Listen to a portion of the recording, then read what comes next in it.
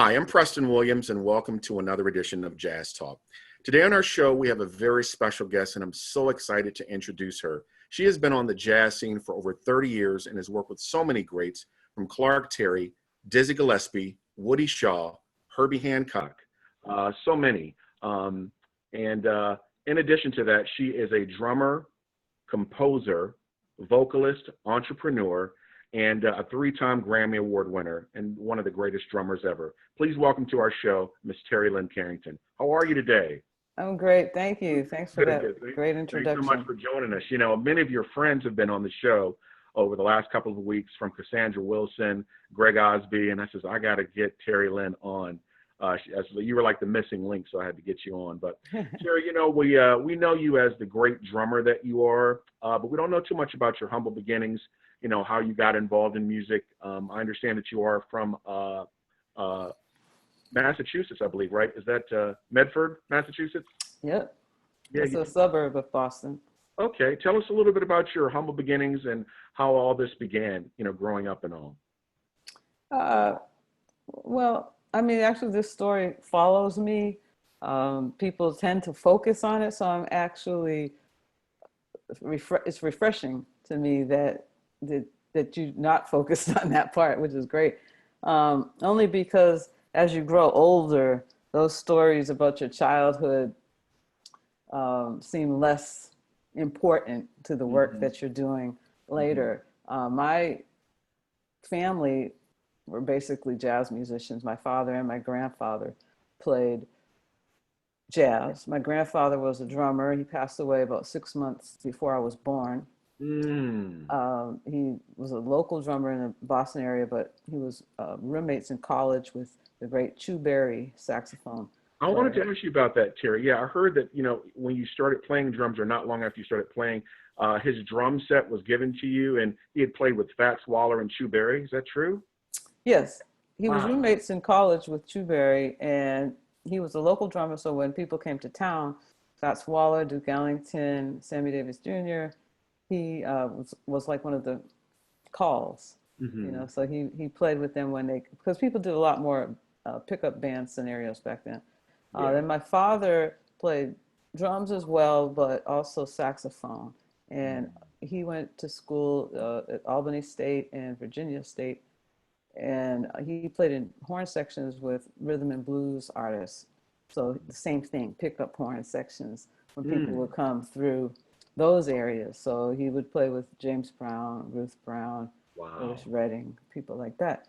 So it was just in the blood, I guess. And when I started playing at 5 years old, I started playing saxophone, and then drums at 7 after I lost my first set of teeth.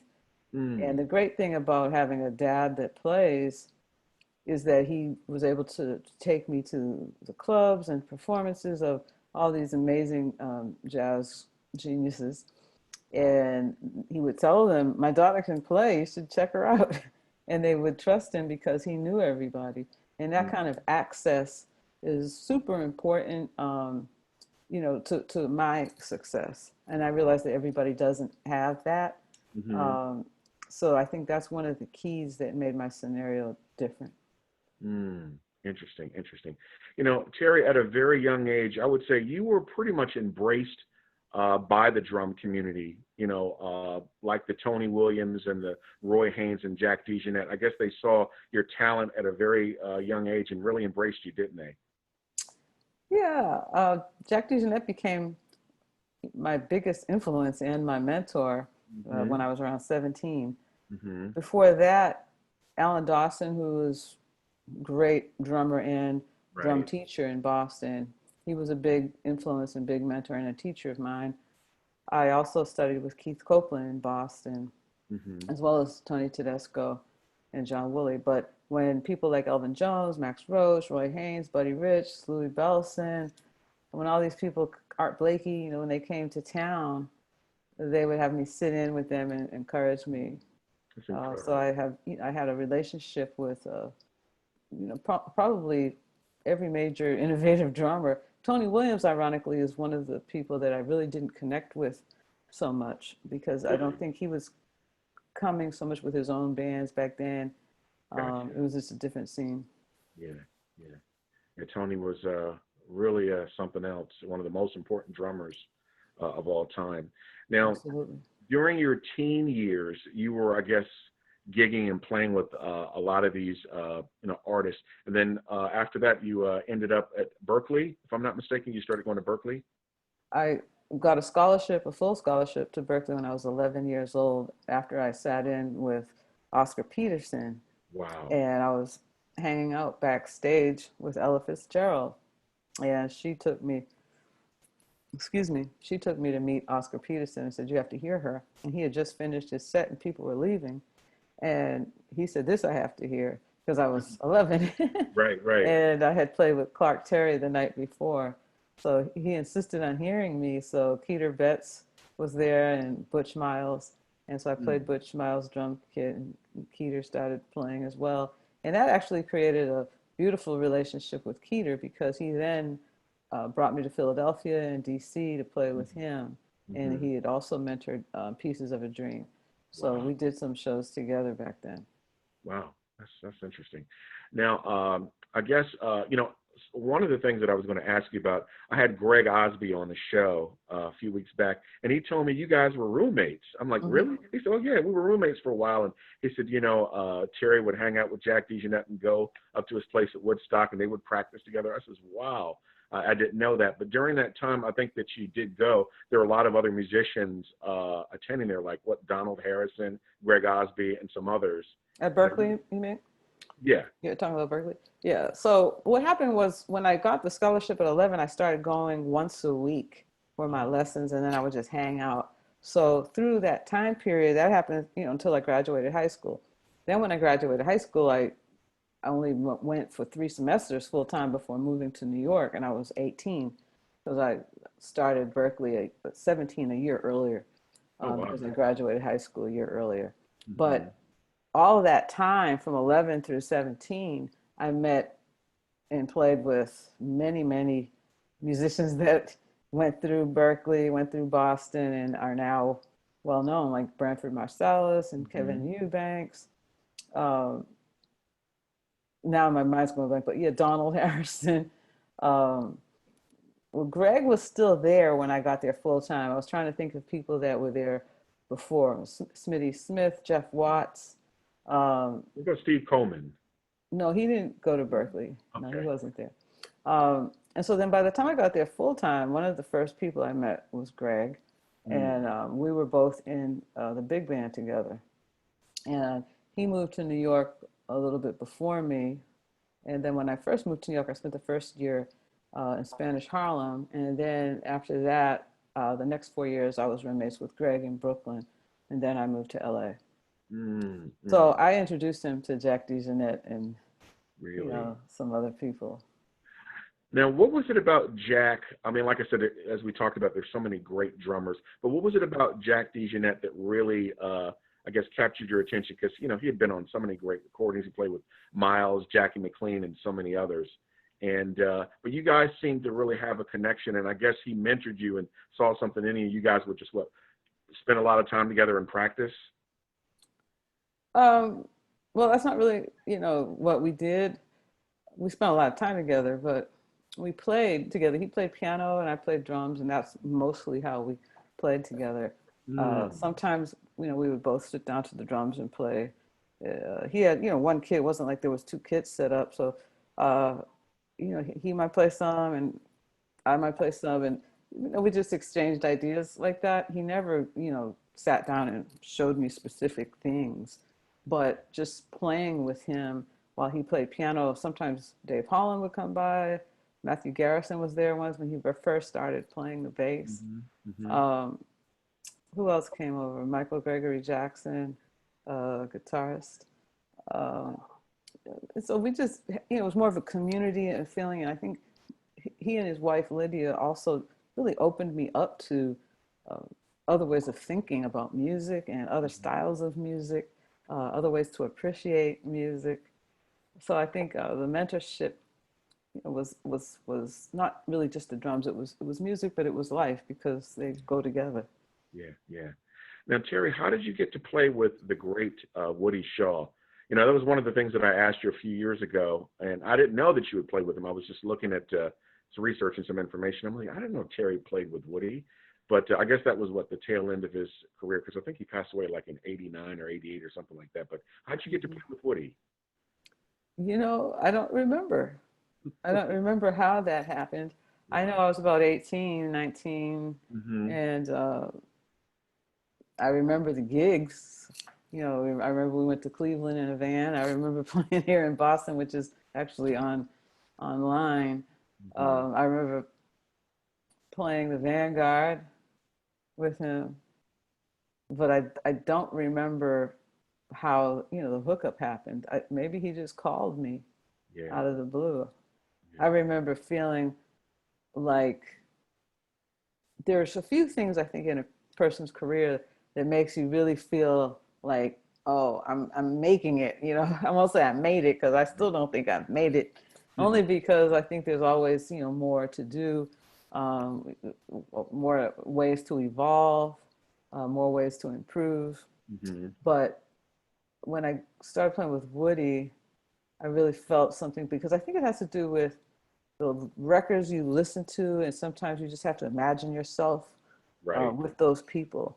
And that was true for me with Woody, with Al Jarreau, and with Herbie Hancock and Wayne Shorter.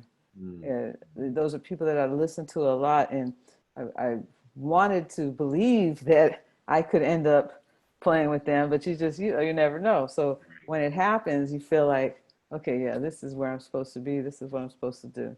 Mm. Mm. Yeah, like I said, you played with so many people. You know, Al Jarreau, David Sanborn. What was it like playing with Dizzy Gillespie? Well, I mean, I don't know how to answer that because he's, you know, a founder of bebop. He's a founder of moving the music uh, into modern music. Um, so it's pretty amazing. But I was also very young. I mean, the last time I played with him, I think I was 17.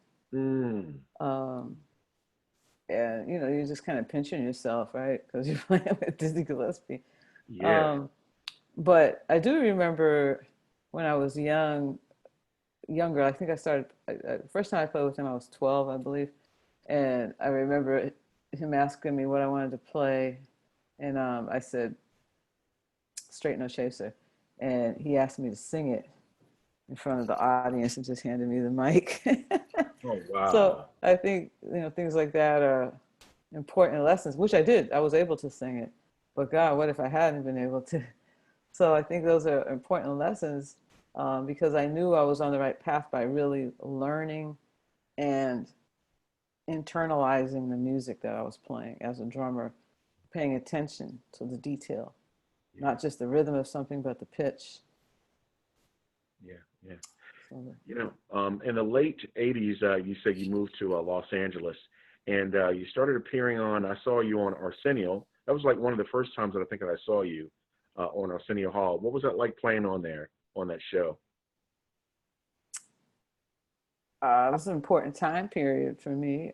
I Hmm. was kind of put in people's living rooms Yeah. at 23 years old, and Hmm. I sold a lot of records from being on that show. My debut album came Yeah. out while I was on that show. I Yeah. was really only on the show for 4 months the first season, and because I toured to support the record, uh, they didn't want me to come back. Whereas originally I thought I was coming back, but then they changed their mind. They wanted somebody that they felt was 100% committed to the Hmm. show. Um, but I got so much mileage, you know, out of those 4 months because it was the first black late night talk show host. Yeah. And people still come up to me and say how they remember me on that show. And it's ironic that I did another TV show, Quincy Jones Vibe TV. Yeah. That was Sinbad. I remember that one. Yeah. Yeah, but most people remember me from Arsenio, and Sinbad show was I was on there for a full year. So Mm. people remember the other one more. Yeah. And I was just thinking about your first recording, Real Life Story. Great. Your debut. That was a great recording. And you were nominated for a Grammy for that too. I mean, I know that must have been like overwhelming for you to come up with your very first recording as a leader under your own name? You, I can't hear you anymore. Wait, haven't. I mean, just kind of. You've been freezing anyway, but I was able to hear you while you froze, but now I Okay, can't hear. okay, yeah, Okay, there you with the technical difficulty, the screen is. are. But yeah, I was just talking about your debut recording, Real Life Story. You were being nominated. You were nominated for a Grammy for that, and that must have been like incredible for you. Your first recording under your own name. Hmm. Yeah. Well, of course, it was. I was pretty shocked, especially the company I was in. Miles Mhm. Davis, John McLaughlin. No, was it John McLaughlin? Miles Davis, John Patitucci, Pat Metheny, and Larry Carlton. That's who it was. And I just couldn't believe the company I was in. Ironically, I'd asked Miles Davis to play on a song through the producer, Bobby Irving, who was also playing with Miles Davis at the time, Mhm. Robert Irving III. And he asked him because there was a point where I wasn't sure Wayne Shorter was going to play on the track that's called "Shh," written by Patrice Rushen. So we Mhm. asked Miles, and he was going to do it, but the price was very high, and we were out of money. And when I Mhm. look back at that moment, I wish I had begged, borrowed, and stolen money Right, right, to have right. made that happen. But anyway, it's interesting because when you do a debut record, you just put a lot of things together, things that you've been working on over the years. And I really feel like that record showed a lot of different directions, a lot of things I was interested in. And Mhm. being 23 and maybe even 22 when I recorded it, I wasn't choosing a genre really. I wasn't choosing a direction in music. I Mhm. was just being experimental, and at the end of the day, I feel that it did well because it sold well and was nominated for a Grammy. But I couldn't get arrested afterwards. I did a follow-up record that Polygram didn't put out, and then after that, it was, I don't know, 15 years or more that Mhm. I just couldn't record because labels weren't interested. Yeah. And I really felt like, how is it possible that I sold 100,000 units and not got nominated for a Grammy and nobody will record me? And it Right. wasn't until I decided to invest in myself, pay for my own next record, which was Jazz as a Spirit, until that my career turned around. Mhm. So at the time when I was nominated, they give you the little plaques, and I gave it to my parents, and they put it on their wall in their house because I just felt like this is just the beginning. Yeah. I'll have more of these to put up on my wall, so let me give it to my parents. But then all that time passed, and I wasn't certain that I would have more. So when the Mosaic project came around and got nominated, it was such um, a feeling of victory, because I think it was like nearly 20 years later. Yeah. That was an incredible recording. And what was your concept behind that, Terry? I mean, you had everyone on there that I can think of, from Esperanza, Jerry Allen, Diane Reeves, Carmen Lundy. I mean, everyone was on it. But what was your concept behind that recording? What were you aiming at? Well, looking back in retrospect, I guess it was a bit of a statement saying, these are all women instrumentalists Mm-hmm. as well as women vocalists, all women musicians.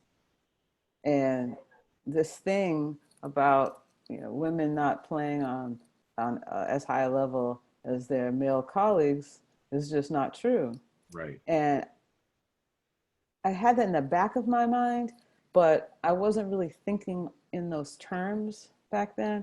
I really felt like I want to celebrate all of these amazing women who are friends Mm-hmm. that I've played with over the years. And it was more like, I don't know, solidarity or something like that than trying to prove a point. And it became it was interpreted as being, a widely, like, a political statement, but I'm not sure that I really went into it with that in mind. Yeah. And ironically, now that's the work that I'm doing. That's Yeah. really, my life's work in essence. So I think that the Mosaic Project paved the way for me to start thinking differently Mm. on that topic. Yeah, you've, as I said, you've always surrounded yourself by the greatest musicians of all time. And one that we lost a few years ago, who was a favorite of mine, was pianist Jerry Allen. I know you played with her a lot. And you, the three of you, Jerry, and Esperanza did quite a bit together. What was it like playing with Jerry Allen? I mean, you played with great pianists, but what was it about Jerry's maybe style or way of playing that really, you enjoyed playing with her? Well, in that trio, one thing that came up was we all felt different in that trio than we did in other situations. Hmm. We all felt like we could really let our hair down. We felt safe. We felt like we weren't being judged. Right. Um, we felt a very magical connection. And it was the first time really that any of us had toured, gone to Europe, toured the States, in a all female configuration. Hmm. And it was a unique experience and a rewarding experience. And it really showed us how there are things going on in the back of our heads that we're not even really paying attention to. That we're having this chatter. Maybe it's feeling like you have to prove yourself, or Hmm. feeling like you're not sure if someone's really appreciating you because of all of your musicality, or they like looking at your legs or whatever it is. There's a lot of things going on that we some of us squash down and don't really deal with because we're really just trying to deal with playing the music, which is hard enough. But men don't have to deal with uh, all those extra burdens. It's a lot of labor dealing with that on top of the labor to learn how to play your instrument, and that's not fair. So that was one beautiful thing that came out of playing in that trio, and one thing that also pointed me more toward the work that I'm doing now. Musically, of course, Jerry was, a genius, and not enough people acknowledged her as so. Yeah. Her writing was incredible. She developed a style that a whole generation, everybody that came after her, everybody modern, was affected by. Hmm. She had such an individual voice Yeah. on the instrument, individual touch. I could hear her, if I heard a recording come on and just heard two bars, I would know it's her. Yeah. Um, and, she was underrated, I feel. And now, unfortunately, after she's passed, many people are talking about her more than they did when she was alive. And Yeah. I see that phenomenon often, but not as much as I'm seeing, with Jerry. So I've done a lot of work to honor her legacy and to, help people remember and put her in the right place in history. Hmm. Um, because she when you listen to her solo recordings, it Right. sounds like she has three hands. Oh yeah. The older one was her second record, which was a solo piano record, I believe, Hmm. homegrown. Yeah. It, it sounds like she has three hands. The stuff that she's doing is really, really very complex, and you realize it when other people try to go play the music. Yeah, she was heavily influenced by McCoy Tyner and Herbie Hancock, two of her favorites. Well, And yeah, along with Cecil Taylor Cecil Taylor, of and course. Yeah, yeah. Andrew Hill And and others. Andrew Hill, right. She, yeah, one of my favorite recordings by her, and I got a chance to talk to her about it, was The Gathering. That's a personal favorite of mine. But I just felt as though she was like the greatest pianist of her generation, just a fantastic talent. Now, there's two individuals that you've worked with over the years who really, really stand out. I mean, as I said, you play with everybody, but when you say the names Herbie Hancock and Wayne Shorter, I mean, that's almost like the jazz upper echelon of musicians that you'll work with. And you've had a long extended relationship with both of them. Well, I mean, what is it like playing with Wayne Shorter? One of the greatest composers of the 20th and 21st century. Mm. Um, there's no words to really describe that. He's such a master. He's taught me so much about life, which of course affects my music. But um, it's funny, I was talking recently about how people that are that great, they pull that greatness out of other people. Right. And it's really about them more than it is even who's with them, Yeah. because you start to see how when they move through various settings, how much they elevate everything in their setting, not just even the musicians, but uh, the, the other people, the support people, the presenters, the audience, everybody is lifted Mm-hmm. when people of that stature are there, and they're not even trying. It's just who they are and the effect that they have on society and on the environment around them. Yeah. Um, so for me, Wayne has, the bar is, uh, he raises the bar, with everything that he does. And in turn, if you're really paying attention, that's one of the biggest things, he teaches you, how to raise the bar artistically and in your own life, and Mm-hmm. how to um, pull out the essence of life and being connected to the humanity of others. One of the things I remember most, one of the last times I played with him in Europe, I was subbing for Brian Blade, and he said, when we go out on stage, I want us to play in a way that if there's a woman in an abusive relationship in the audience, that she has the courage to leave. Mm. Wow. Yeah. And that's, it's next level. I'm like, Yeah. well, Yeah. sure, I'm going to try to Wow. play like that. Wow. Wayne is something else. Yeah, but he pulls that stuff out of you, and Herbie too, in a different way. Um, it's amazing how Herbie can just play one chord and then everybody sounds better. it's it's like, Yeah. he has, like, it's like the same thing, all of humanity in his chord voicings, in his touch, in his solo lines, in Mm-hmm. his writing. He's figured something out that's beyond global. Yeah. It's Yeah. all encompassing. And one thing I learned from Herbie is he had a whole album, right, called Possibilities.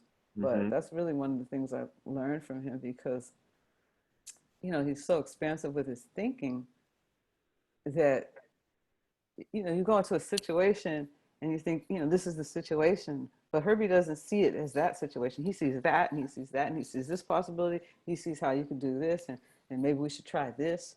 Mm-hmm. um, and he doesn't take no for an answer. So, um, that's kind of thinking, and the way they lead their bands too. Both of them, it's very organic, and they don't really tell you what to do. And there's, that's pretty deep, because Yeah. one would think they would give you direction, but not a lot.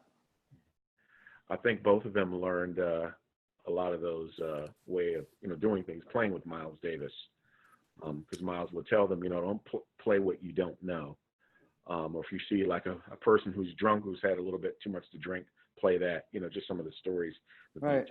told. But also, with that, I think somebody like Miles has to recognize that in others, Yes. to really actually choose the people that can do it.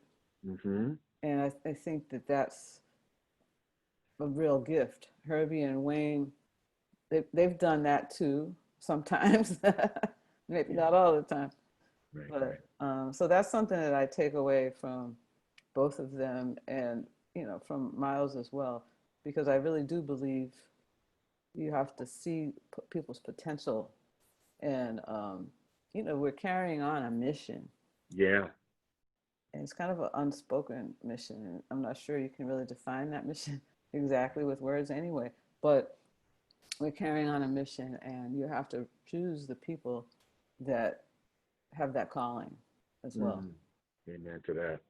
Tell me, Terry, a little bit about your latest recording. I was listening to some of it a couple of weeks ago on YouTube, and it was really nice. I like it. Um, Social science. Well, the recording is called Waiting Game. The Mhm. band is Terri Lyne Carrington and Social Science. Yeah, yeah. And what would you like to know about it? I want to know the concept behind it. The musicians that are playing on it. Why did you choose these musicians for this current recording?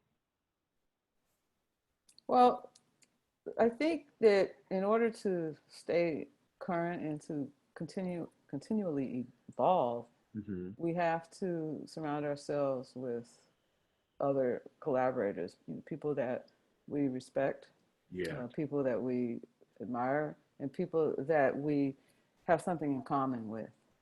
So I was working in other configurations with Aaron Parks and then sometimes with Matt Stevens, Hmm. and just felt that synergy. I just felt like these are two people that I really want to play more with. And selfishly, I thought, well, we start a project together. I can really learn from these people, learn from these musicians, and um, it will help me to see, because I think every generation has a different way of looking at music. They're coming from different set of experiences, and Right. you know, a lot of the great jazz musicians surrounded themselves with people younger than them, and I understand totally why.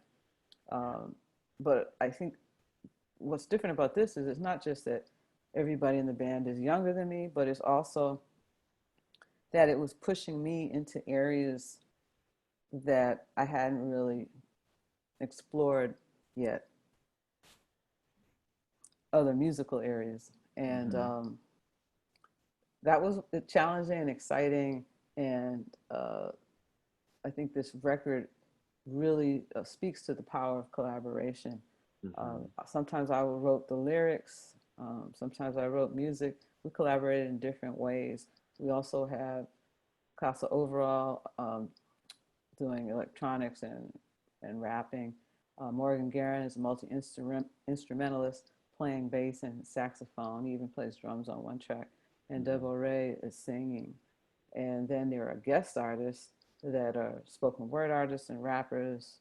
Rhapsody, Michelle and Davio cello, um, Maimouna Youssef, Mumu Fresh from the DC area, Hmm. and Kokai from the DC area too. Okay. And Nicholas Payton is a guest, Right, Nicholas. Radar Ellis. So we have these people from these different walks of life musically, different influences musically, Hmm. and somehow I feel like we came together and made a sound that felt connected, and we see the interconnectedness between not just music and musical genres, but between people.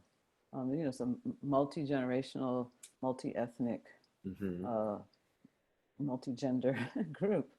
Yeah. So I'm real proud of this project, and the content is all based on social activism and issues that we're trying to fight against, basically. Hmm. Yeah. Yeah. So true. And like I said, when I just look at your career, um, for the last 30 plus years, I mean, like I said, you've worked with everyone. You've been on so many different recordings, and I'm so impressed because even at a young age, what you were doing. Most people would kill, drummers would kill to do what you've done and play with the people that you played with.